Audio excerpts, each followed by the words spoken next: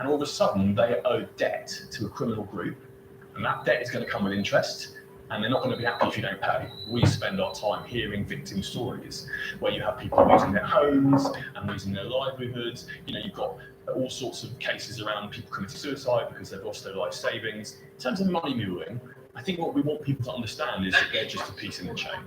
And they might not see the whole picture, but what they're doing is enabling violence to take place. The NCA are focusing their efforts on surrounding gangs and recruiters rather than the movers themselves, who are often tricked into it. But that still leaves young people who fall for these schemes exposed to potential violence from criminals, not to mention jeopardizing their futures. At the moment, it's like new recruiters can post what they want and get away with it.